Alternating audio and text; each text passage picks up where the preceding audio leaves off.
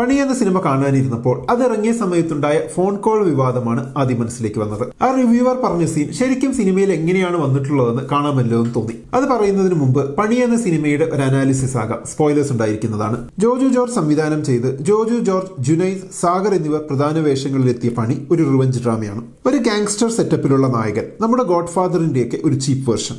ആള് നല്ല പവർഫുൾ ആണ്, ആളും കൂട്ടരുമാണ് തൃശ്ശൂരിലെ കാര്യങ്ങൾ തീരുമാനിക്കുന്നത് എന്ന് തന്നെ പറയാം. പോരാത്തതിന് സൂപ്പർ റിച്ചും. മൂപ്പരിങ്ങനെ ജനസേവനവും കൊട്ടേഷനും ഒക്കെ നടത്തി നാട്ടുകാരുടെ കണ്ണിലുണ്ണിയായി സ്ഥലത്തെ പ്രമാണിയായി ജീവിക്കുന്നു. ഒരു ദിവസം രണ്ട് ചള്ളു ചെറുക്കന്മാർ ഇയാളുടെ ഭാര്യയെ ഉപദ്രവിക്കുന്നു. പിന്നെ പ്രതികാരം. കഥയിൽ യാതൊരു പുതുമയുമില്ല, ഒരു 90s സംഭവം. ഇനി തിരക്കഥാ സംഭാഷണം എടുത്താൽ അതും വലിയ രസമില്ല.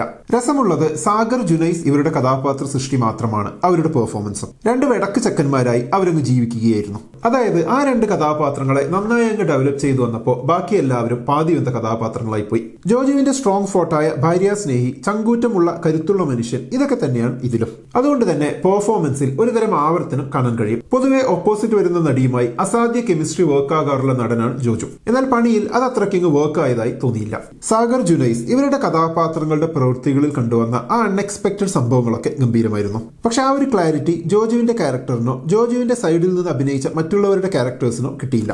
അവിടെയൊക്കെ സിനിമ വല്ലാതെ ഫ്ലാറ്റായി പോവുകയാണ് ചെയ്തത്. നായകന്റെ ഭാര്യയെ റേപ്പ് ചെയ്യുന്ന വില്ലന്മാർ, അതിന് പ്രതികാരം ചെയ്യുന്ന നായകൻ, ഇതൊരു പുരാതന കാലം മുതലുള്ള ട്രോപ്പാണ്. പിന്നെ ആ സീനിലേക്ക് വന്നാൽ ആ രംഗം വില്ലൻ ചക്കന്മാരുടെ POVയിലൂടെ കാണിക്കുമ്പോൾ നായികയെയും ആ വില്ലന്മാരുടെ കണ്ണിലൂടെ കാണാൻ പ്രേക്ഷകർ നിർബന്ധിതരാകുന്ന ഒരു അവസ്ഥ ഉണ്ടാകുന്നുണ്ട്. നല്ല അസ്വസ്ഥത തോന്നുന്ന ഒന്നാണത്.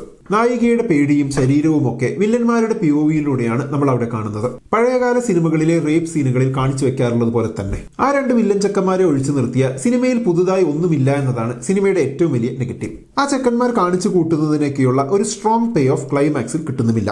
കൊല്ലുക എന്നതിനപ്പുറം അവർ മറ്റെന്തൊക്കെയോ അർഹിക്കുന്നു എന്നൊരു നിലയിലേക്ക് സിനിമ കൊണ്ടെത്തിച്ചിട്ട് സിമ്പിളായി അങ്ങ് ചിതറിച്ചു കളയും. അതായത് സത്യത്തിൽ വലിയ വേദനയൊന്നും അനുഭവിക്കാതെ വില്ലന്മാർ മരിക്കുന്നത് പോലത്തെ ഒരു ഫീലാണ് കിട്ടിയത്. ചില രംഗങ്ങളിലെ ശബ്ദം മിശ്രണം അസ്വസ്ഥത ഉണ്ടാക്കുന്ന തരത്തിലുള്ളതാണ്. ഉദാഹരണത്തിന് ആ റേപ്പ് സീൻ തന്നെ എടുക്കാം.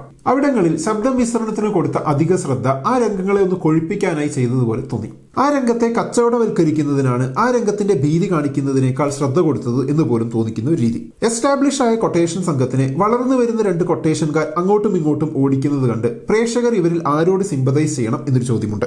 ഒരു സൈഡിനോട് ഒരു ചായ്വ് തോന്നിക്കുന്ന തരത്തിലുള്ള ഇമോഷണൽ രംഗങ്ങൾ. ഉദാഹരണത്തിന് നായകനും നായികയും തമ്മിലുള്ള സ്നേഹം കാണിക്കുന്ന രംഗങ്ങളൊക്കെ ഫോഴ്സ്ഡ് ആയി തോന്നി. അവസാനം വരെയും വില്ലന്മാരെ ഉയർത്തിക്കാട്ടുന്ന തരത്തിലുള്ള ഡയലോഗ്സും മാനറിസങ്ങളും ഒക്കെ സിനിമയിലുണ്ട് താനും. അതുകൊണ്ട് തന്നെ വ്യക്തമായ ഒരു ഇമോഷണൽ കണക്ഷൻ നായകന്റെ സൈഡിനോട് കിട്ടാൻ നമുക്ക് പാടാണ്. അതിനുവേണ്ടി സിനിമയിൽ ഉപയോഗിക്കുന്ന ഒരേയൊരു ട്രോപ്പ് നായകന്റെ സൈഡിൽ നായകന് നായികയോടുള്ള ലോയൽറ്റിയാണ്. അതായത് രണ്ട് കൊട്ടേഷൻകാരും ഗുണ്ടകളാണെങ്കിലും ഒരു സൈഡിലുള്ള ആണുങ്ങൾ അവരുടെ പെണ്ണുങ്ങളോട് ലോയലാണ്, അതുകൊണ്ട് അവർ നായകന്മാർ. മറ്റേ സൈഡിലുള്ളവർ അങ്ങനെയല്ല, അതുകൊണ്ട് അവർ വില്ലന്മാർ. ഇത് മാത്രമാണ് ഇമോഷണൽ കണക്ഷൻ നായകന്റെ സൈഡിനോട് തോന്നിക്കുന്ന ഒരേയൊരു സംഭവം. മറ്റൊരു വലിയ നെഗറ്റീവായി തോന്നിയത് ജോജുവിന്റെ ഡിഫൻഡർ ഒരു ആഡ് പോലെ ഇടയ്ക്കിടയ്ക്ക് ഫോക്കസ് ചെയ്ത് കാണിക്കുന്നതാണ്. വില്ലന്മാരായ രണ്ട് ചെറുപ്പക്കാരുടെ ആന്റി സോഷ്യൽ ആയിട്ടുള്ള, മറ്റുള്ള മനുഷ്യരോട് യാതൊരു എമ്പതിയും തോന്നാത്ത സ്വഭാവം, ചെയ്യുന്ന പ്രവൃത്തികൾ എങ്ങനെ അവർക്ക് തന്നെ പ്രശ്നമാകുമെന്നത് ചിന്തിക്കുക പോലും ചെയ്യാത്തത്, ഇതൊക്കെ നന്നായി വന്നതുപോലെ തോന്നി. സ്വാഭാവികമായും ഒരു ക്രിമിനൽ അങ്ങനെ ആകുന്നതിന്റെ ആദ്യത്തെ സ്റ്റേജിൽ ഇങ്ങനെ ഒരു പേടിയുമില്ലാതെ ചെയ്യുന്ന കാര്യങ്ങളുടെ ആഫ്റ്റർ എഫക്ട്സ് പോലും ചിന്തിക്കാതെ പ്രവർത്തിക്കുമായിരിക്കും.